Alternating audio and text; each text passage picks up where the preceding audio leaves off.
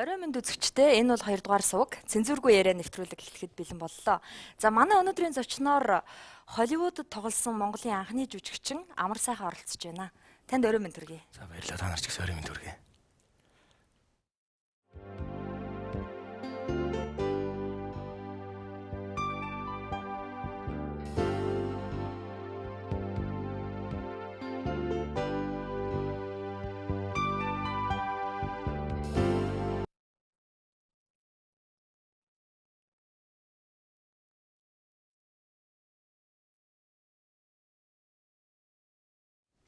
За Холливуудад Монгол жүжигчний нэрийг гаргаж анхны монгол жүжигчин болж тоглосонд өөрийнхөө үзэгчдийн өмнөөс бас фэнүүдийн чинь нэрийн өмнөөс талархал илэрхийлье. Тэгэд урилга хүлээн авч ирсэнд баярлалаа Амраа. Нилийн жин нэмсэн харагдаад байна уу? Тий. Сая кинонд явахаас өмнө 87 кг-тай байсан. Тэгээд кинотенд очиад жин нэмэх шаардлагатай. Дүрийн одоо үднэс л тэгж хэлж байгаа юм л да. Тэгээд одоо 97 болчиход байна. Одоо буцаа буун да. 10 ил нэмсэн биш үү? Тий. Албаар хүчээр нэмсэн үү? Хүчээр нэмсэн. Одоо бэлтгэл хийлгээл тэгэл тусгай зориултын одоо хоол хүнс юу гэдэг юм тэгэл. Тэгэл 10 ил нэмчлээ. Та ямар дүрд, ямар киноны ямар дүр тоглосон бэ? За энэ бол одоо Netflix компани хийж байгаа Марко Поло 10 ангит киноны хайрг бүх хааны дүрд тоглолоо. За тэгээд энэ кинонд бол дэлхийн 34 орн оролцож байна. 700-аад хүн ажиллаж байна. За тэгээд Италийн Венец, Малайз, Казахстан улсуудад зураг авсан. Тэгээд миний зураг нэг бэлтгэлтэйгээ нийлээд нэг 3-4 сар үргэлжлээ. Тэгээд хөржигдэр ирлээ. Тэгэхээр Казахстанд авсан гэж нь яагаад Монголд энэ киног авч болов? Энд чинь Монголын түүх үстэй. Марко Пологийн тухай кино бол тийм. Энд маш олон би ч бас ингээл асууж л байна л да. Би ч Монгол хүн юм чинь бас тэгэл яагаад Монголд хийж болдгоо юм бэ? Тэгээд энийгээ бас продюсер эдрээс асууж үзсэн л да. Тэгээд маш олон шалтгаанууд байдаг юм байна. Яагаад Казахстанд ч зураг авчваа? За Малайзд авдаг юм байгаас Монголын хэсгийг яагаад Монголд авч болдгоо юм бэ? Шалтгаан нь болохоор Оросын Мосфильм гэдэг том кино үйлдвэр Казахстанд байсан. Казахстан одоо ингээд салан тусгаарласны дараа тэр кино үйлдвэр Казахстанд үлдэхгүй. Тэгээд тэр улсууд чинь одоо байгаль цаг өөрийн хувьд ч гэсэн Монголтой төстэй газрыг хайгаад эхлэнгүүт Казахстан улс тэр том кино үйлдвэр байж байна. Нэгдүгээр тэрийг түшиж очиж байна. Тэр нь дэлхийн стандарт нийцсэн том кино үйлдвэр байгаа юм чинь. Тэгээд Монголд хийхээр Монголд кино үйлдвэр байхгүй. Бидний шаардлагыг хангаж чадахгүй л байгаа юм шиг байна л да. Хоёрдугаард бас манай яг эдийн засгийн байдал бас тогтворгүй, юмны үн маш өндөр байна. Японд нэг өндөг 170 төгрөг гэж хахад Монгол 450 төгрөг. Тэгэхээр тэр хүмүүс чинь бас нэг эдийн засгийн тооцоо гаргаж бодож үзнэ. Хамгийн том нэг шалтгаан бол бас Монголын энэ киночд бас дэлхийн жоохон нэр хүнд муу байна. Юунаас болсон гэхээр одоо Сэргээ Бодрогийн Монгол гэдэг киног бид нэр хийлгээгүй юм байна Монголдо. Михалков Уурак гэдэг киногоо бас нэлээд жил өмнө ирээд хийх гэхэд бас бид нэр зохиол эдрийг хийлгээгүй юм байна л да. Яг л бид нарт тэр хүмүүс чинь нэг мөнгө төлж байгаа учраас тэд нар чинь өөрснөө киногоо хийж учраас бидний яг их түүхийг бас өөрчилждэг юм байна. Тэгэхээр тэр нь бас манай Монголын уран бүтээлч зохиолч Монгол хүнд таалагддаг юм байна. Тэгээд бид нар хийлгээгүй те өөрсдөө түүхийг одоо хэвээр нь дэлхийд таниулахын тулд бас тэр хүмүүсийн ч зөвлөдөө. Тэгэхээр монголчууд очиод кино гэхээр бас нэг ийм уртаас шаардлага тавиад идэг нэг бичсэн зохиолыг өөрчлөх гээд идэг ч юм уу. Цензурт гэдэг болохоор нөгөөдөл болохоор шууд тэгэл дэлхийн дуртай газараа авчиж байгаа юм чинь. Хэр их юутай зардалтай кино байсан бэ? Энэ 130 сая долларын өртгөр босч байна. Казахстанд бол миний одоо тандаж мэдснээр нэг 30 сая доллар Казахстан нэг сарын дотор зураг авахд тэнд зарцуулагдах шиг болно лээ. Тэнд одоо Казахстанд зураг авах мөнгийг тентгийн кино үйлдвэр гаргадаг гэсэн үг үү? Үгүй тэд нар мөнгө төлөөд өөрсдөр нь ажлын хийлгэж шүү дээ. Та ер нь Холливуудад яаж яваад энэ кино тоглох болчихвоо? Ямар пробонд орвоо? За би 12 сард Америкийн кино агентлагтай жүжигчнэр ажиллах гэрээ хийсэн. United Nation East West гэдэг Америкийн жүжигчдийг Аз руу гаргадаг, Азийн жүжигчдийг одоо дэлхийн кинонд руу гаргадаг тийм агентлаг байт юм байна. Тэрнтэй холбогдоод тэгээ жүжигчнэр ажиллах гэрээ хийгээд тэгээд тэр агентлаг маань одоо бусад бүх жүжигчид л тэгэж тийм журмаар явдаг юм байна, тийм замаар. Тэгээд энэ киноны саналыг тавиад тэгээд киноны дөрүүд ирсэн л дээ. Ингээд ийм дөрүүд байна. Хувлианаас өсвөлээд одоо тэр 10 хэдэн гол дүр байна. 12 гол дүр байна. Тэгээд энэ гол дүрээс аль одоо өөртөө таалагдж байгаагаа эхлээд сонгоо гэдэг юм. Тэгээд би одоо ийм дүрийг нь хийхийг хүсэж байна гэдэг. Ингээд тэр хэсгийнх нь зохиолыг нь явуулаад тэгээд аудишн гэж яриад байдсан шүү дээ. Камер тавьж хагаад бичлэгээ хийгээд тэгээд бичлэгээ явуулсан. Тэгээд бид нар дахиад шалгая гэдэг Малайзд очиж яг жинхэнэ өөрөө кинонд Монголд ч гэсэн тэгжил пароддаг л да. Жүжигч тэгжил шалгаруулалтанд тэнцэж ордог. Тэгэл тэр маягаар л тэр жишгээр л явлаа л да. Тэр кампанид та яаж тоогдсон бэ? Өөрөө саналаа өгсөн үү эсвэл танд шууд өөртөө санал тавьсан юм уу? Яг холбогдсон одоо Америкийн тэр агентлагтай холбогдсон юу бол зам жим гэх юм уу тэр бол их сонирхолтой л байсан л та. Яривал их урт үг бол ямар ч байсан л Аз одоо дэлхий одоо Монгол улс нүүрс газрын торох баялагаараа ч юм уу те дэлхий сонирхож байна. Тэгэхэд бидний өвөг дээдс бас бидэнд ийм үнэтэй газар шороо одоо идэж ууж барахгүй ийм их баялагийг үлдээснээс гадна бидэнд бас маш гайхамшигтай түүхийг үлдээчихэд явсан байна. Эн чинь одоо тэр чигээрээ мөнгө, тэр чигээрээ кино, тэр чигээрээ идée санаа байгаа байхгүй юу? Одоо дэлхий аваад хийж эхэлж байна. Дэлхийн кинонод одоо хятадууд одоо ниссээр угаа дуусчлаа. Америкчууд одоо байлцаар угаа дууслаа. Одоо ингээд дэлхийн кинонууд Монгол руу ирж байна. Тэгэхээр Монголыг их сонирхож эхэлж байна. Дэлхий ганцхан энэ газрын дөрөх баялагаар нь биш.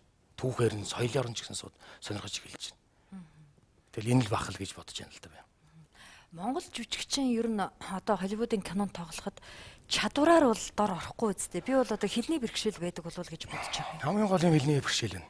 Хамгийн гол зүйл. Тэрнээс биш бидэнд бол одоо жүжигчний уран чадварын хувьд ч гэдэг юм уу, тэ одоо бие биелдрын хувьд ч гэдэг юм уу.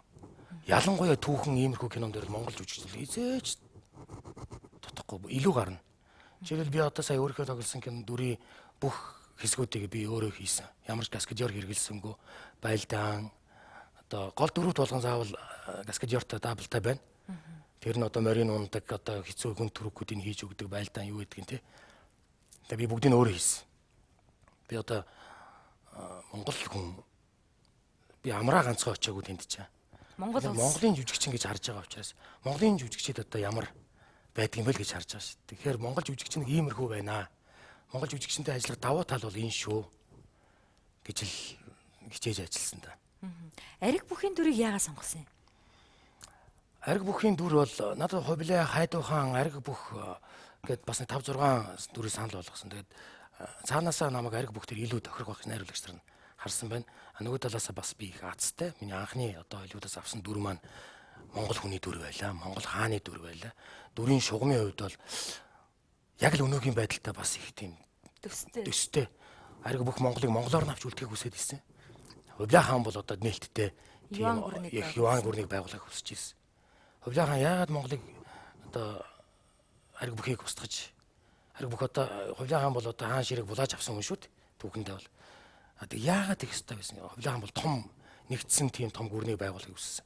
Хувлаа хаан бол Монголыг монголоор навч үлдэхийг хүсэж байсан. Өнөөдөр ч гэсэн ингээд энэ цаг үед шилжүүлээ бодохоор ч гэсэн бид нар Монголыг одоо дэлхийн хичнээн галбаачлагдаж ингэж цаг өөрчлөгдөж байгаа ч гэсэн бид нар Монгол ёс заншлаа, Монгол одоо хүн байхаа бид нар авч үлдэх хэрэгтэй. Тэгээ энэ тал дээр ч надад их ойр байсан. Тэгээд их азтай гэж л өөрийгөө бодлоо да. Өөрөөс өөр хүн нэг хятад хүн ч юм уу байсан бол хэцүү шүү дээ. Ер нь хичнээн орны жүжигчин тоглосон бэ. Одоо зөвхөн Монголоос та бусдын дандаа Америк жүжигчид байсан юм уу? За энэ кинонд бол нэг тийм одоо Холливуудын тийм алдартай жүжигчид их сонгоогүй. Ятаас бол нэлээд одоо Холливуд руу гарсан мундаг жүжигчид ирж байна. Английн жүжигчид байна. Австрал, Шинэ Зеланд, тэгэл Тонго, Америк, Канад, тэгэл Англи, Франц гэл маш олон орны жүжигчид байна. Тэгээд яг би одоо дэлхий рүү гарахад бол бидний гол өрсөлдөгч бол Хятад улс гэж би боддог байлаа л да. Яг тэгвэл одоо бидний түүх бол байнгын бидний түүх цугтаа явж ирсэн те Аз бид хоёр хөршийн нэг нь Аз хөрш маань одоо энэ талд байж гэн. Тэгээд бодсон чинь үгүй юм байна. Яг жүжигчний хувьд бол бидний өрсөлдөгч нар бол одоо энэ Канадад төрсэн Азууд, Англид төрсэн Азууд, тэр Америкт төрсэн Азууд энэ чинь бүгд унган англи хэлтэй хүмүүс байждаг. Тэгэхээр бидний гол өрсөлдөгч нар бол тэд нар байна. Тэрнээс яг Монгол одоо хүний дүрд Монгол хүн тоглох хэрэгтэй гэсэн юм бол байхгүй шүү дээ. Хувилаа Марко Поло кино чи 10 ангитай тий? Тий. 10 ангийн зургийг бүгдийг хавуулчих юм уу? Гэхдээ би бол эхний 2 3 анги дээр тоглож байгаа. Яг гэвэл хамгийн эхний дайсан нь бол Ариг бүх. Хамгийн эхний одоо Чингис хаанаар бол жамуухан юм да. Одоо хувлын түүхтэр бол Төрсөн дүүн. дүүн. Тий.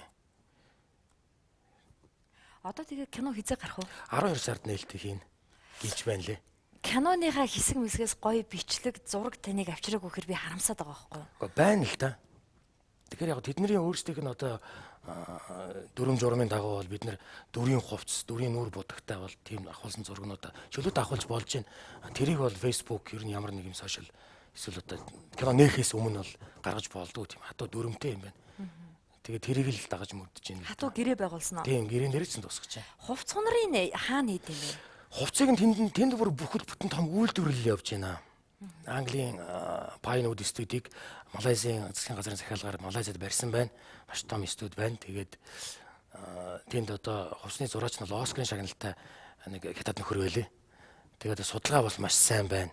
Судалгааг маш сайн хийсэн байна. Тэгээд яг хувцс өмч үзээд зарим нь таалагдахгүй янз бүр байна тэр чинь.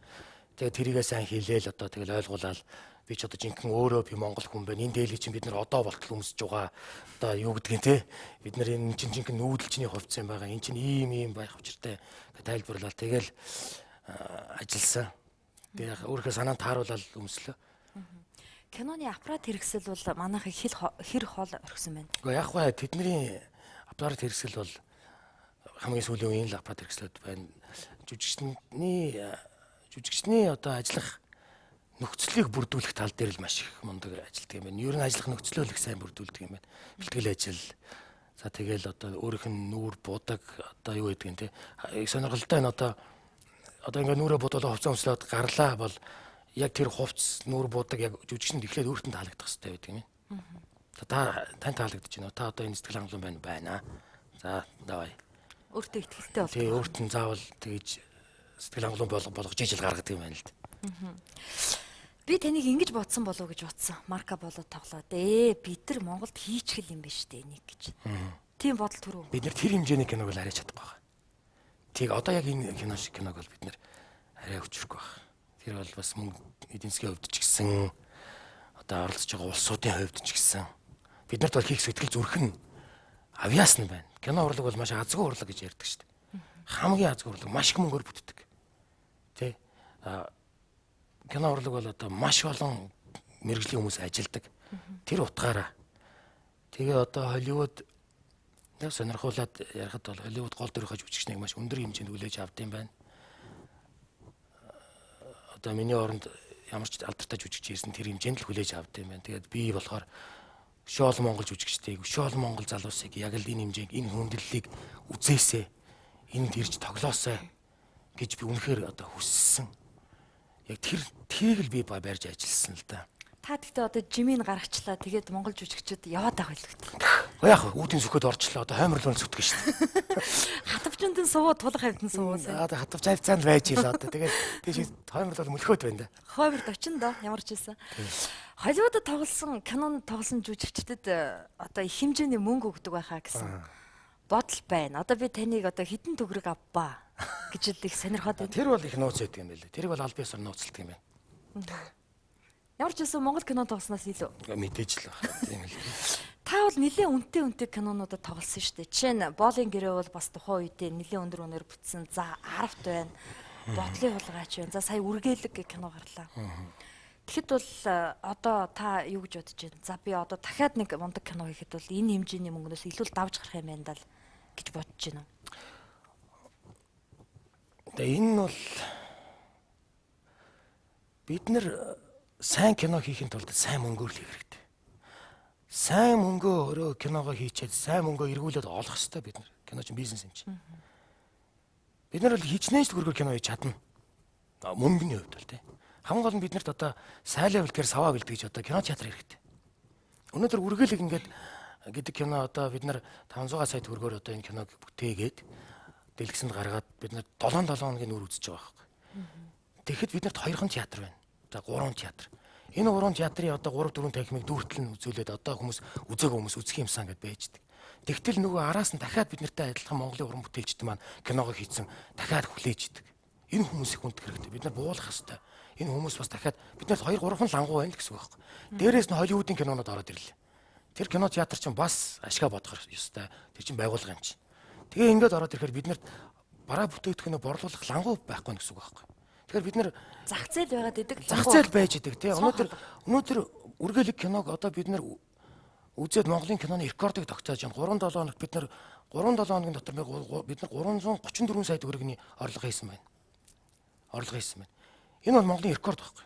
3-7 хоногийн дотор. Тэгэхээр ямар их үзэгч байна. Тэгэхэд Монголын нийт үзэгчдийн 2% ирж үзсэн. 2% л үзсэн байгаа байхгүй. 2% шүү дээ. Тэгэхээр ядаж 20% нь ядаж 60% нь үзвэл тэгэхээр бид нарт одоо Монголын киночд кино хийж чадчихна. Бид нар тийм сэтгэл зүрэх байна. Тэгэхээр одоо яах вэ бид нар? Тийм баг үзэж байгаа ийм баг лангуутай юм чинь бид нар яг л одоо нөгөө нэг 100 200 сая төгрөгнийхөө кино хийгээл тэндээсээ нэг 300 сая төгрөгийн ашиг олоод тэгэл нэг уран бүтээлч тэгэж амьдрал. Тэгэхээр энэ кино чинь ийм одоо чанаргүй гэж хэлээд байгаа чинь бид нар их мөнгөөр кино хийж болно. Тэгээд тэрийг эргүүлээд бид нар лангуу байхгүй болчиход байгаа байхгүй. Кино театрууд энэ дээр бодлого барьдгүй юм. Одоо хамгийн сайн хүн үзэж байгаа киног түлхүү гаргана. За энэ киног бол хүн үзэхгүй байна. Энийг хойшин тавина. Тийм бодлого байдаг л байх л та кино театрт бол байна л та. Үнэхээр хүн үзээд байгаа юм чинь тэр чинь кино театрын мөнгө тал нь явж байгаа юм чинь үзүүлээлэх хэрэгтэй. Тэгэхээр нөгөө бусад уран бүтээлч нар маань бас хүлээгээд нэг 7 дэлгэцэл байна шүү дээ. Одоо 7 8 дэлгэц байна уу те. 3 театр, өргөнийг 2 гэдэг ингээд бодох нь 10 дэлгэц байна те. Тэр 10 дэлгэцийн чинь хуваагаад талын Холливуудын кино авлаа. Талын нөгөө Монгол кино хийсэн нөхдүүд чинь өдгөн дээр нь булаацалтал аль болох нэг хэдэн 7 хоногор барьчмаар байдаг. Жилд Монголд бараг 50-аад кино одоо гарч ийн гэж байна. Тэгээ энэ хүмүүс чинь бас яах юм бэ? Монголд 50-аад кино гэж бүр тэрнээс илүү илүү байна. Өдөр болгоо нэг кино гарах юм шиг. Ер нь бол. Гоё байгаа шүү дээ тэр чинь. Тэр ч гоё биш байна бас сонгож үзэж байна. Одоо үзэгчид бол бас сонгох юмтай болцсон шүү дээ.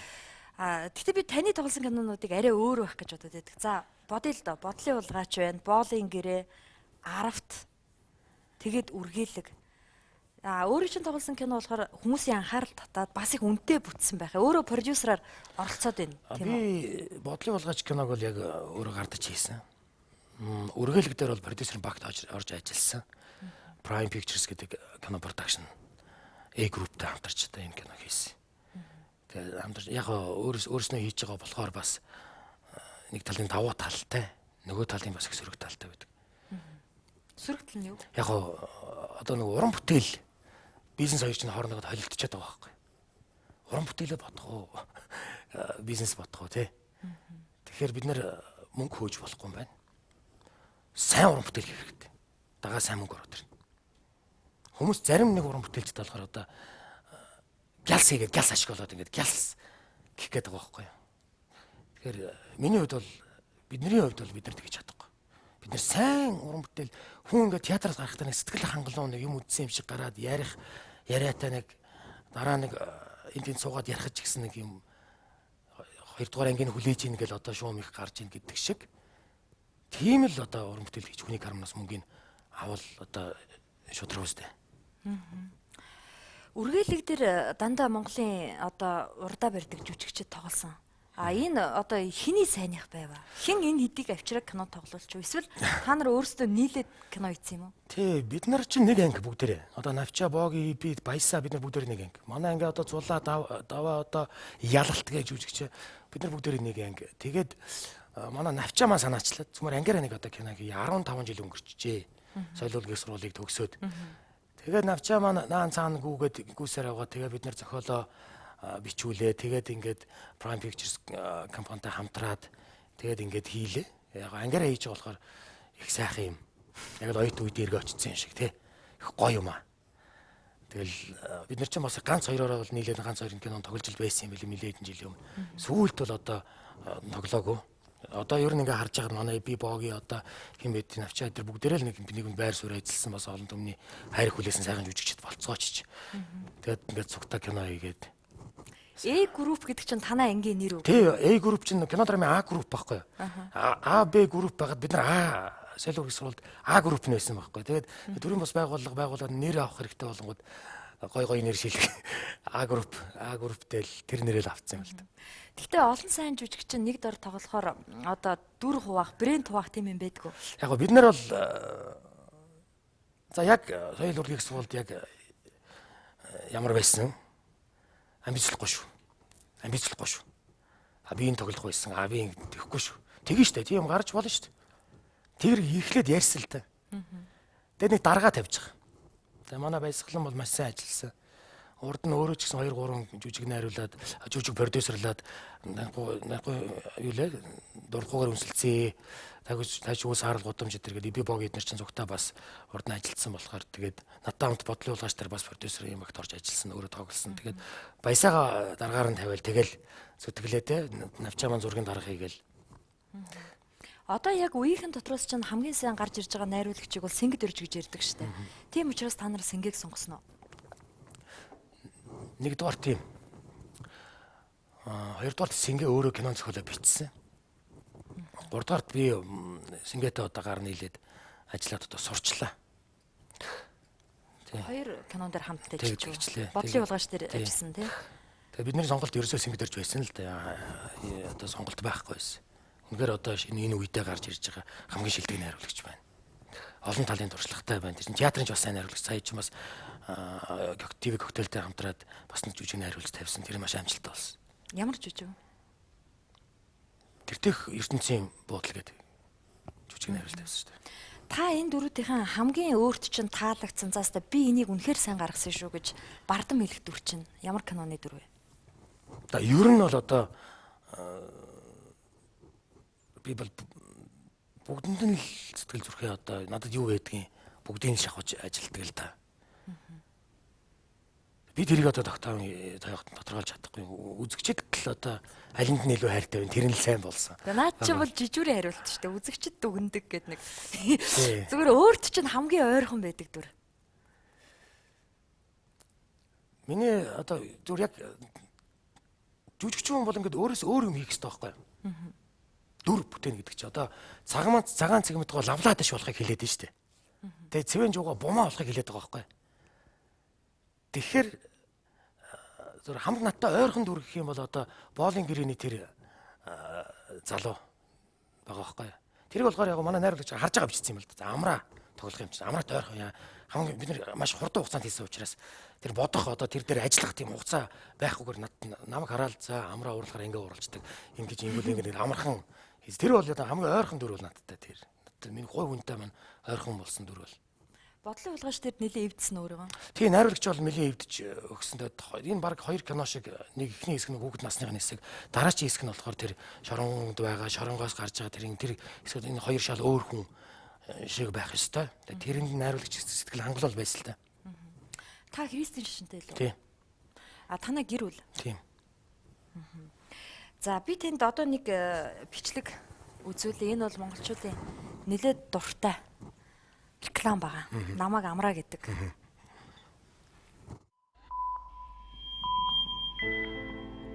Би ажил хийж мөнгө олдог. Гэхдээ хэрэгцээнд минь хангалттай хүрдэггүй. Цэвэр агартай цэвэрхэн хотод төрөөсөө хамааралгүй өөрөөрөө амьдардаг шударга нийгмийг байгуулна гэж хүмүүс ярьдаг. Гэхдээ агаар нь бохор, авилгалаар дүүрэн, хот маань хогтой, газар нь гадаадуудад зарагдсан улсад би амьдардаг. Бидний өмсдөг дийлэх хятад хувцс гэж заасан дээр бүтгсэн гэсэн. Гэхдээ дийл нь яг дотор нь байгаа монгол хүнийг бүтгэж чадахгүй. Гүн ухааны судлаагүй ч хүн ухаанаа гээгээгүй монгол хүний удам бий. Уртын дунд уярдагч, рок сонсох дуртай, наадмын барилдаанд хөөрдөгч, хөл бөмбөгт хорхоотой, одоохондоо чадахгүй гэсэн айдсын минь дарж, олимпийн амгуу төрсөн би баярлдаг. Утаатай, соёлгүй хот гэж харахаасаа илүү Улаанбаатар минь миний нутаг их залуус олон байдаг гэдэгт би итгэдэг. Багийн найзуудын ихэнх нь гадагшаа гарсан ч би тэднийг эргэж ирээд ихийг бүтээн гэдгийг мэдэж санал худалдаж авах гэсэн лөөгчнээс сохор зоосч гордохгүй залуус сайхан ирээдүйн төлөө хідэн зуугаараа нэгдэж ам зүрбэл гар зүрдгөн болж амт нөхөд ах トゥ ус болж байна. Амлсан мөнгөний өмнө алгаан тусаж хүлээх биш. Ажлаа хийгээд орлогон олдог, авилга өгөхгүй, ай хаюулгүй, хүнтэйгийн газартайгаа хүндишгүй тэр эрхтэйгээ хүн шиг амьдарч улс шиг хөгжлийг би хүсэж байна. Энд эцтэй, эзэн ирээдүйтэй, ирээдүйн гэрэлтэй. Намайг амраа гэдэг. Нэр минь Монгол, дүр минь Монгол, цус минь Монгол, цэс минь Монгол. Эх орон гэдэг эрдэнийн 6 үсэг элэгдэж дуусахын цагт би дуусна. Би Монгол.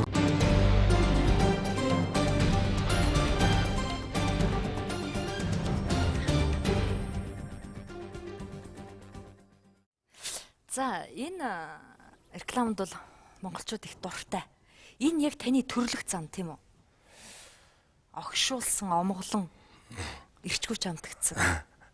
Яг хоо өөрийнхөө эмоцоор л явж байгаа юм л та. Өөрийнхөө эмоцоор л. Энэ бол үнэхээр брэнд болсон. Тэгээд би эндээс нэг юм асуух гэдэг. 2012 онд одоо арчилсан намд бол одоо бараг та ганцаараа энэ сурталчилгаанд тоглож өгсөн шүү дээ. Хүмүүст маш их хүрсэн. Тэгэхээр би арчилсан нам ялсан бас тодорхой хэмжээний хувь өөрт чинь байгаа гэж боддог. Та энэтэй санал нийлэх үү? Нийлнэ. Үнэхээр залуучуудыг ерөөсөө энэ чинь 8 настай болчроос 80 настай хөгшний хүртэл догтлуулсан. А тэгээ энэний араас би юу хэлэх гээд байгаа юм гэхээр та энэ тоглоод арчилсан нам танд юу хүс? Энэ реклам бол одоо би арчилсан намтай ажиллахдаа бол яг л дуучин хүн дуулаад одоо сонгуульд дуучид яаж явдгийг тэр жишгээр л ажилласан. Зүгээр би ийм арчилсан намд хийж өгөөд араас нь би одоо гавьяа шагнал одоо юу гэдэг тийм хүсээгүй. Би тэгж хүсэж чадахгүй.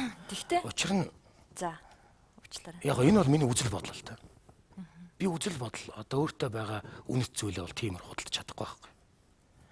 Над чиг үзэл бодолтой, над чиг энийг хэлье гэсэн мянган залуучууд байгаа. Би бол тэрний нэг. Би бол тэгтээ альч намын гишүүн биш. Би альч намыг ч дэмждэг. Арчилсан намын гишүүн биш биш. Би альч намын гишүүн биш. Би альч намыг дэмждэг. А би бол зүгээр ардчлалт хайртай. Энэ нийгэмд хайртай байхгүй. Би их орныгоо хөгжөөсэй. Их орн маань сайн сайхан болоосэй. Дараа нь ирээдүйн миний хүүхдүүд энэ их оронд энэ газар шорон дээр амьдрна. Тэгээ би тэрэнд нэмэр болох юм болов тий.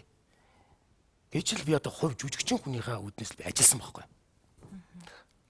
Гэхдээ одоо жишээ нь дуучин болд бас арчилсан намын төлөө бас ажилласан тийм үү? За Никтоны Бачулуун бас ажилласан. Нэгэнд болд төрийн сойрхолд авлаа. А Никтоны Бачулуун болохоор Монгол Улсын соёлын гавь зүтгэлтэн бол амраа байдгүй. Би хэллээ шүү дээ тий. Би бол тэгж ажиллаагүй. Би тэгж чадахгүй. Би ямар одоо сонгуульд яваад алдар нэр альбом тушаал гэж би надаас хэзээч тийм гарахгүй байхгүй. Энэ бол зүгээр миний үзэл бодол. Миний одоо их орондоо оруулж байгаа хувь нэмэр. Би ардчалд оруулж байгаа хувь нэмэр. Тэр аль нэг намд бол биш байхгүй. Тэ? Над шиг мянган залуучууд ингэж бодож байгаа. Бодоогүй ч байгаа л байх л та. Энэ нийгэмд чинь бид нэр үзэл бодлоо чөлөөтэй илэрхийлэх эрхтэй. Энэ эрхээ эдэлж байна. Арчилсан намынхан хичнээн яваад одоо улс төрчтөн сурталхуулга хийгээд өөрийн чинь рекламыг бол гүйцэхгүй гэж боддог. Шулуухан хэлэхэд.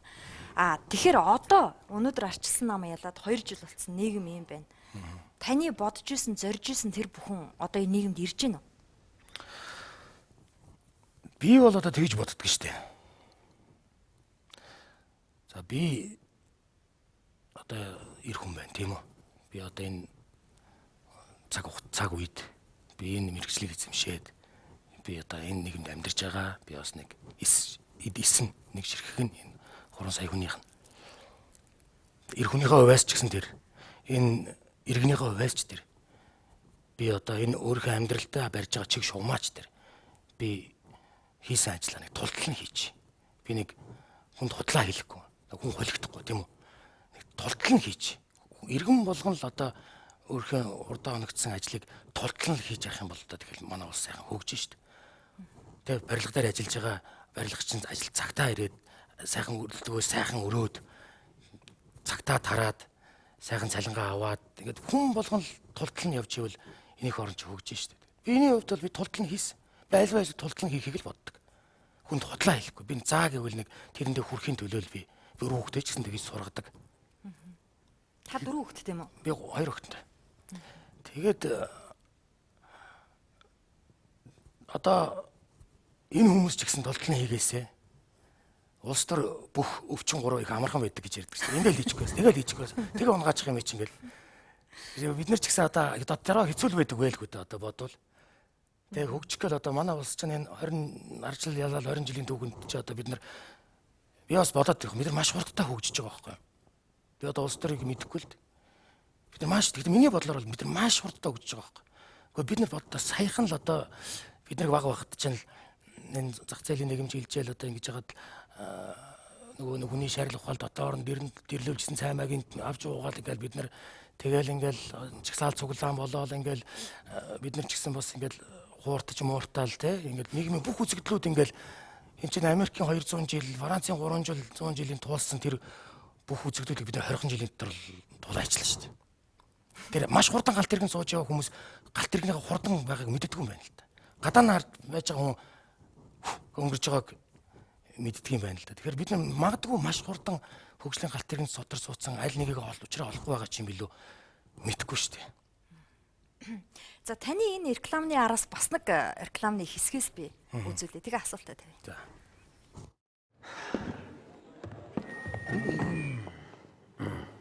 Намайг амра гэдгээ. За миний хэн байх намаагүй.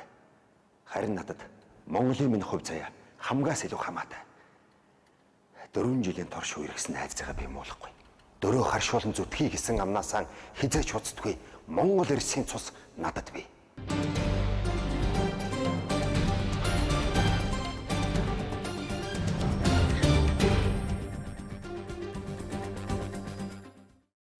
За энэ рекламыг та юу гэж хэлэх вэ? Таны рекламны араас хуулбарласан маягтай явсан шүү дээ.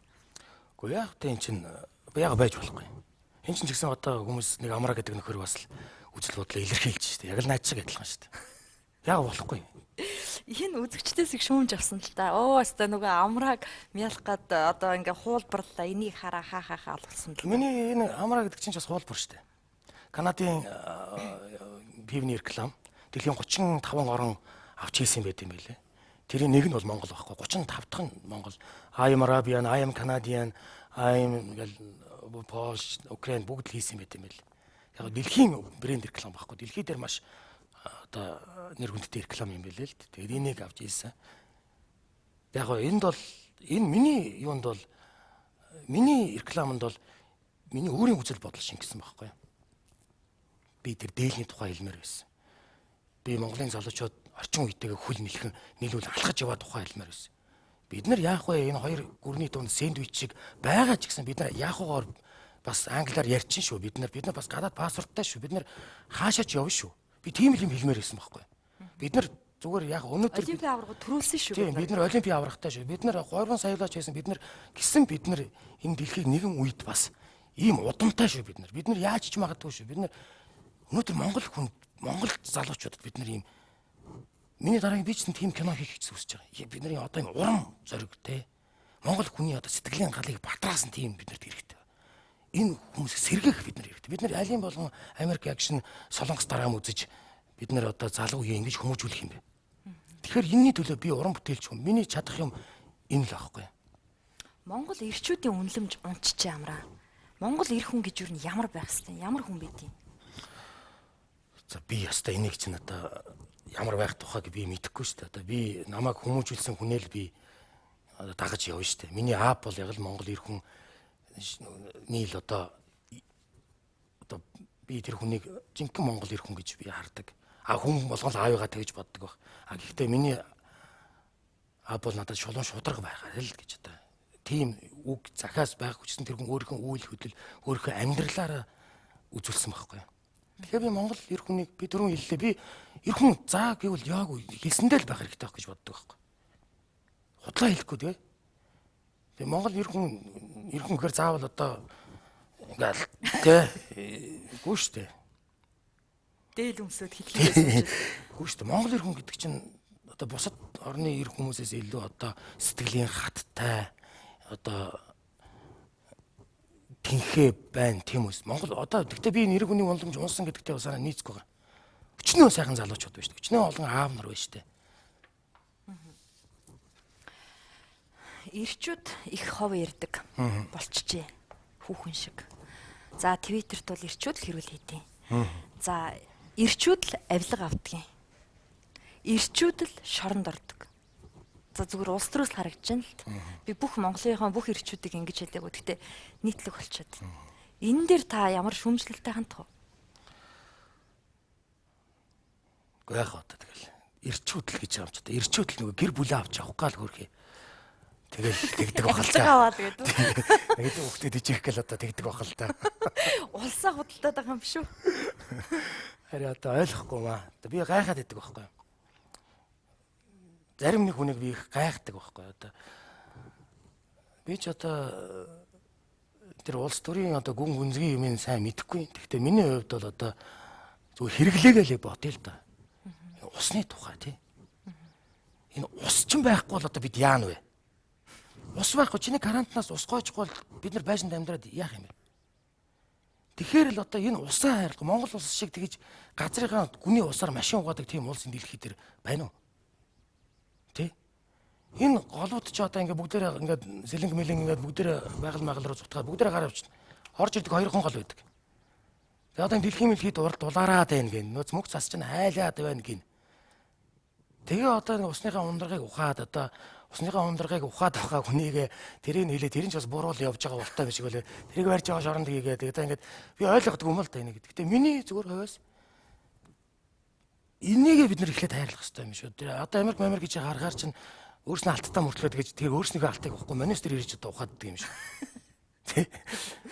Тэгээ одоо бас би бол тэрийг үнзгийхгүй зүгээр энэ хэрэглээгээ харахад л тэгэж санагддаг байхгүй. Таны одоо тоглосон дөрүүд ч юм уу ингээд өөрөө чи бие авч явж байгаа байдлаас нэлээд тийм эрэмгий, догшин, огшсон хүн байх гэж бодогдохоор гэхдээ та их өрөвчгөн хүн баг. Би яа тэгж утсан гэвэл та нэг эмээ өргөж авсан тийм үү? Асрамжийн газар дээдэг амраа эмээ өргөж авлаа гэдэг нэлээд хэдэн жилийн өмнө дуйлаан болсон шүү дээ.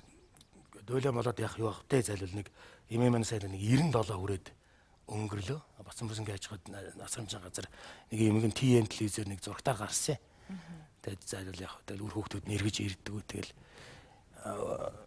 нэг хэдий удахуйтай тэр чавганц чаваас удаагүй л дээ нэг 3 4 жилийн дараа тэгэл холбоотой байгаль эргэж тойрол наан цаана ягаал тэгэл нэг өөрхөө хөвчгөл бодчихдаг юм билээ зайлвал. Тэгээ тийм сэтгэл зүрхтэй хүний чинь тэгэл хайрлахгүй байхын арга байхгүй. Тэгэл нэг л Монголын ээж штэ. Та 5 эгчтэй, 2 ахтай тий. Тэгэхээр би тэр нь эмэгтэй хүмүүст ийм юутай байд юм болов уу гэж боддгийг ш төгшин настай хүнд их хүндэлтэй байд юм болов. Тэгэлгүй байх. Заримдаа бас танаас гарахын аргагүй уйхан цан чанар харагдаад байх шүү гэдэг байхгүй. Тийм би чинь 5 эгчтэй. Одоо миний ээж 80 гарч байгаа нэг чавка байна да. Тэгэл олон эгч нарын дунд өссөн, олон эмэгтэй хүний хайрын дунд өссөн би. Тэгээд ер нь би ч гэлтгүй олон залуучууд тийм байдаг ч тийм одоо ингээл фэйсбүүкээр харж хахад их нэрийг ээжигээ баярлуулж байгаа олон гой тэндээс чинь бас нэг гэрэл гэгээтэй юм олж харах юм биш та сайхан л байдаг. Найруулагч одоо таны ээжтэйгээ авахулсан зургийг өгөх бах. Би тэгээд таныг ээжээ чинь тухайн асууя гэж бодож байна л доо. Ямар нэртэй хүн байна? Хаана төрсөн? Ямар ээжд хийжсэн хүн байна? Ийм сайхан хүү төрүүлсэн ээж бол бид нар одоо тэр болго мэдэхгүй шүү дээ. Манай ээж бол ядмын гармаа гэж хүн ихээсээ зургуулаа. За тэгээд Завхан аймгийн Алдархан сумд төрсөн. Манай ээж 1936 онд төрсөн. Чойномт ажицсан байдаг. Тэгээд ээж маань одоо 57 онд хотод орж ирсэн байна. Миний том эгчийг төрүүлэх гэж орж ирсэн байдаг. Тэгээд 8 хүүхэд төрүүлж өсгөөд миний аавтай ханилаад тэгээд үр хүүхдүүдээс ч юм уу жөөд имлэгийн одоо эрүүл мэндийн салбарт 40 жил ажилласан. Тэгээд ээжигээ бас бахархдаг юм. Манай ээж бараг 200-аад хүүхдүүдийг хөхөөрөө хооллсон тийм ээж. Тэгээд манай чинь цагаан сараар одоо мөөм ээж гэсэн улсууд их хэрэг золгондоо. Тийм сайхан хөгшин байна да. Сайхан ээжтэй хүү юм байна. Хүүгээр их бахархдаг байх тийм үү? Сая Холливуудаас ирэхэд чинь досч авч байгаа харагдсан тий. Тий бахархаж байгаа юм шиг байдаг юм аа. Тэгээд би ч бас заримдаа нэг кино дээр үхэл мүхэлтэй кино үзүүлэхгүй санаатай даралт моралт нэгсчт юм болоо гэд. Тэгээд өөрөө очиж үдцэл хийж идэж шнэ тэрийг. Ээжигээ урьж үзүүлдэг юм уу? Урьж үздэг, урьж л үзүүлдэг л дээ. Таны эхнэр ямар хүн байна? Эмэгтэй хүн байна да. Юу хийдэг бүсгүй дээ? Манай эхнэр одоо сая 2 сарын өмнө бид хоёр тохино авсан. Одоо гэртээ хүүхдээ хараад байж байна. MCS-д ажиллаж ирсэн. Сүүлд Петровс компанид эдийн засагч мэргэжилтэй. Тань шиг юм хүнтэй амьдрахад хэцүү байдаг лөө. Арай өстой хамгийн аж аргалтай үг л надаас болсон шүү дээ. Яагаад? Яагаад гэж чи надтай амьдрал үзэлтэй. Таныг одоо хэдэн жилээ дараалж одоо хамгийн хүсэмжт сайхан залуугаар сэтгүүлүүд тодрууллаа. Монголын хамгийн сайхан залуу гэж хүүхнүүд хойноос чинь гүйтгэл байлгүй дээ. Аалал. Тийм багаар чинь ихтер хүнд нь хэцүү хартай биш үү? Гэхдээ яг тийм нэг юмнууд ингээд интернетээр яваад идэх байхгүй. Тэрийг нь одоо хин тавьдгийн, хин одоо тэрийг шалгаруулдгийн. Хаан шагнал мангал өгсөн. Хаан шагналын өгдгийн те шагнал мангалын тэгсэн бол авах юмсан. Тэгээ тийм байхгүй зүгээр яг нэг би заримдаа боддгийн энэ вебсайт, энэ пэйж одоо энэ интернетийн сайтууд үзэж байгаа одоо тандалтынхаа тог хэсгийн тулд ч юм уу тиймэрхүү зүйлүүд хийдэг байх гэж боддгийн. Тэгвэл одоо ингээл харж байгаад өдөө гадаа явж байгаад олон сайхан залуучууд байна шүү дээ. Бидний мэрэгжлийн хувьд л тийм байхгүй. Олон түмний өмнөдний өмнө байдаг. Тэгээд бид нар биеэ бас зүг авч явах хэрэгтэй болно. Тэгээд тэр утгаараа л яг тэр хэдийгээл тариулаал ингээл те байдгүй юм болов уу гэж боддог. Тэрнээс биш одоо сайхан залуучууд одоо байна шүү дээ. Би одоо таныг чинь сайхан төрсөн хэцүү мал гэж хариулах юм уу? Хэцүү байдаг юм л да. Гудамжаар явж хөөгд өнөө зараас чинь. Тэгэхгүй шүү дээ. Би тэгээд таныг ч одоо юм сайхан залуу гэж хүүхнүүд тэгээд иддэг болохоор ямар нэгэн хүүхэнтэй холбогдчихсэн нөгөөгээ хайлаа. Байхгүй. Ястаа байхгүй шүү дээ. Сайн нууж гэнэ үү эсвэл үнэхээр байхгүй. Байхгүй шүү дээ. Ийм сайхан хүүхэндээ суудсан юм ч та. Та Монголын кино урлагийн хөгжлийг юу гэж хэлмээр байна? Зарим хүмүүс бол энэ киноны давалгаа ийм их мөнгө олд юм уу гэдэг. Зарим нь хошин шогийн кино их гарч байна. Хэлбэр аргаар мөнгө олж байна. Гэсэн юм шүүмжүүд. Би энэ дээр бол одоо миний хувийн бодлолд Монголын кино энэ 1932 он Норжмагийн зам гэдэг кино хийснээс хойш нэг 260 гаруй кино хийсэн байт юм бэл 90 он хүртэл мадгаз саатны хүртэл. Тэгэхээр Монголын кино одоо дэлхийн кинот бол бараг чацсан шүү дээ. Бид нар ч мар 90 жилийн түүх байна. Монголд ч юм киноны урлаг бол асар ихт орж ирсэн. Оросын одоо энэ давлгаа гарч байна. Орос найруулагч нар орж ирж одоо сайхан кино хийж өглөө. Тэгээд тэрнээс хойш одоо залгамж аваад одоо манай Монголын уран бүтээлч нар гайхамшигтай сайхан кинонуудыг хийдэг байлаа. Тэгээ одоо энэ 90 оноос хойш одоо ингээд кино одоо л нэг хөлөө олох гол ингээд явж байгаа учир нь юу вэ гэхээр тухайн одоо энэ тэр 70 жилийн түүх вэ шүү дээ. Одоо энэ социализм үе гэж яригдаж байгаа. Тэрэнд улс өөрөө продюсер байсан байхгүй юу? Улс кино театрыг гаргаж өгдөг. Хичнээн олон кино театрууд байлаа. Ард, өргөө, одоо ялалт, элдвэрчээр, соём одоо тэр дүүрэг болгоно кино театрууд байлаа шүү дээ. Тэгээ одоо тэр улс өөрөө тэр кино театрыг санхүүжүүлээд, киногийн санхүүжүүлээд, мэргэжилтнүүдийн бүгднийг гадаадад одоо сургаж өгөөд улсын зардлаар тийм ээ. Тэгээд кино хийж исэн үед бол одоо бид нар тухайн үед чинь нийгэм өөр байсан учраас ингээд бид нар баяр болгоноор нөгөө киногоо үздэг, сэтгэлд хоногчлоо үздэг.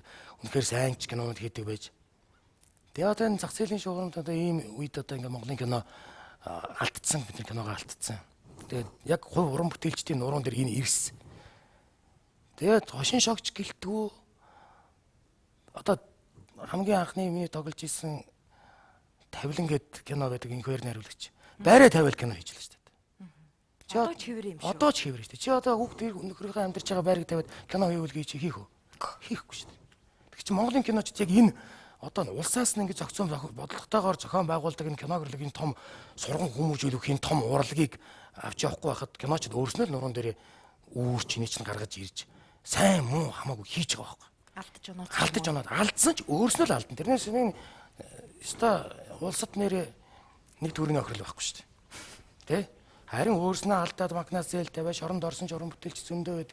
Би тэр хүмүүсийг өрөвдөж тэр хүмүүсийг бахархдаг байхгүй. Ямар зоригтой тий? Тэр одоо үзэгч байхгүй, театр байхгүй үед одоо бид нар хөгжиж байна. Одоо бид нар маш хөгжиж байна. Өнөөдөр бид нар одоо Монголын кино Оскарт дэвшиж үзлээ. Монголын кино шаргадаг гэтэл сая ямар гоё хатам амжилтыг үзүүлв. Та одоо ингээ Холливуудад яваад ирлээ. Тэ одоо би араасаа олон залуучуудыг би дагуулах үүд зам нь болно гэж би энэ бол миний бахархал, миний амьд явсан утга учир. Би Монголын кинонд нэг энүүгээр нэг бас нэг зам татъя гэж би одоо дотроо боддог гэдэг юм уу те. Одоо бид нар хөгжин. Биднэрт бол юу л вэ бүх киноны идея санаа байна шүү дээ. Би нэг юмд айгу гутардаг. Сайхан жүжигчд, сайхан найруулагч нар сонь юм рекламанд тоглох. драмын театрын ерөнхий найруулагч нь хөргөгчний рекламанд тоглоод ахаар гэгээ муузаа нь уйлдаг байх гэж би боддог байхгүй. За тэр одоо ястаа тэр хувь уран бүтээлчийн л одоо өөрийнх нь одоо сонгож тоглож байгаа одоо ажил баг. Тэр хүн чинь бас өөрөө бас муучгүй сайн жүжигч юм шүү дээ. Сайн найруулагч. Тэгээ яг тийм нэр хүндтэй хүмүүсийг бас сад байгууллагууд нь бас реклам сурталчилгаанд авч тоглуулдаг тий. Бас нэг тийм нэг тогтцсон жайггүй шүү дээ. Тэр утгаараа л тийм баг. Тэрнээс дургу багт нь хүчээр авчираа тоглоулах бол баг л да. Буу тулгацсан юм уу, мөнгө тулгацсан юм уу гэдэг шиг хараас нь. Надад тэр жоохон харамсалтай байдаг. Тэгээд өөрийг чинь тийм жижиг рекламанд тоглож бити хямдраарэ. Ер нь ч хямдарч яваагүй чинь их талархалтай байдیں۔ Баярлалаа. Сөөн колотой амраа. Анх соёл урлагийн их сургууль шалгалт өгөхөд тэнцээгүй гэсэн. Тэнцсэн шүү дээ би. Тэнцэхгүй байт юм чинь. Сөөн коло чинь гологдсон юм. Гологдчихсан. Би сөөн кологоор үнэхээр энэ яг л театрын жүжигчид чинь тайзнаас ингээд ярьж байгаа. Хамгийн харин тэр 22 дугаар игний зэрэглэл сонсох хэрэгтэй байхгүй. Минийх бол одоо төрөлхийн юм хоолой те тэгээд яг одоо нэг кино драмын ангид чинь шалгуулж яхад хоолой нь ингээд тийм ч одоо тайзны жүжигч болж чадах юм уу? Тэгээд яг манай багш найдан дээрж найруулагч эднэр харж яг киноны жүжигч байж болдгоо. Яг заавал драмын тайзны дээр тоглоалфтай юм гэж хэлж ийсэн гисэн. Дараа нь сая л би оноох надад хэлсэн байхгүй. Багш нар дээр тэгж ярьж ийсэн юм байлээ гэж. Тэгэхээр та драмын жүжиг тоглохгүй гэсэн үг үү? Би ерөөсө тоглож үзээгүй. Би дипломын төгсөлтөөр бид нэр шивлэрийн дээрэмч гэдэг жүжигийг бид нэр тавьсан. Тэрэн дээр би тоглож байсан л та. Тэрнээс хойш би бол драмын жүжигэнд ер нь тоглож үзээгүй. Драмын жүжиг тоглоё гэж боддгоо. Тийм санал ирдэг. Тэгээд тэр бол маш их цаг хугацаа шаардсан ажил байдаг. Олон сараар тоглодог шүү дээ тэд нар ч. Тэгээд бэлтгэл гэж олон сар болдог. Тэгээд тодорхой цаг хугацаагаас тэр нь зориулсан үнийг хийдэг ажил л та. Зүгээр одоо өөрөө чинь дөрүүд ингээд харахад их тийм зодоонтой тийм дөрүүдийг яадаг өөрөө нөгөө юу орлон тоглогч хэрэгэлдэггүй болохоор тэр үү? Гүйг одоо хэрэглэх үедээ хэрэглэхгүй яах вэ? Тэр чинь цаанаасаа хэрэглэхийг шаардж байгаа юм чинь. Одоо ингээд зодоонтой нэг хэсэгт ороод гараад ирлээ. Зохиод өнгөрдөг нүд рүүгээ алдаад хальтраа зогсоод дараагийн балон дээр нүднийг хүрсэн байж болохгүй. Тэр заавал цаанаасаа одоо орлон тоглогчийг шаарддаг. Тэгээ зарим үедэр бид нар хэрэгэлдэг л дээ. Хүнд төрөгтэй үед бол хэрэгэлдэг.